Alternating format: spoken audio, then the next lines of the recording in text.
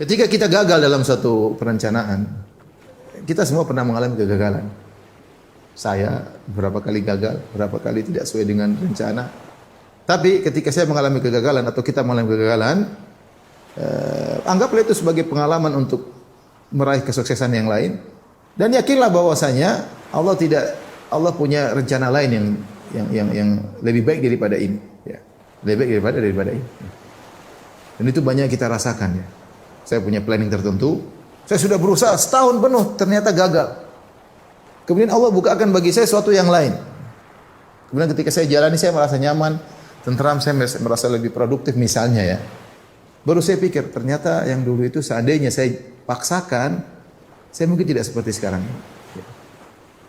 Seandainya saya dulu paksakan, saya mungkin tidak seperti sekarang ini. Misalnya ini contoh sederhana ya. Dan banyak hal kita, contoh seorang misalnya sudah daftar untuk suatu pekerjaan, dia merasa sudah hebat, dia sudah lulus segala seleksi, ternyata dia tidak digolkan, ternyata dia tidak diterima. Ya mungkin dia kecewa, tapi dia harus pasang dirinya bahwasanya kebahagiaan saya bukan di sini. Kalau ini baik, Allah akan mudahkan saya karena semua usaha sudah saya lakukan, saya sudah berdoa. Ternyata Allah tidak membuat saya terima di sini.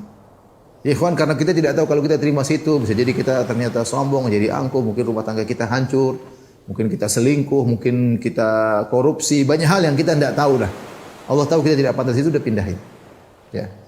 Dengan begitu kita akan bisa menjalani kehidupan dengan enjoy, bahwasanya saya sudah berusaha.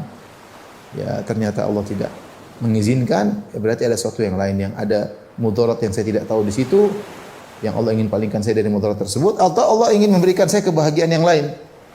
Gampangnya Allah kasih saya gawean yang lain ya, sehingga saya bisa lebih produktif di situ misalnya ya. Jadi jangan berarti kalau kita gagal kemudian kayaknya hancur kehidupan kita, kayaknya sia-sia kehidupan kita. Enggak ada yang sia-sia. Kalau Anda melakukan semua karena Allah, meskipun gagal berpahala. Yang penting karena Allah Subhanahu wa taala.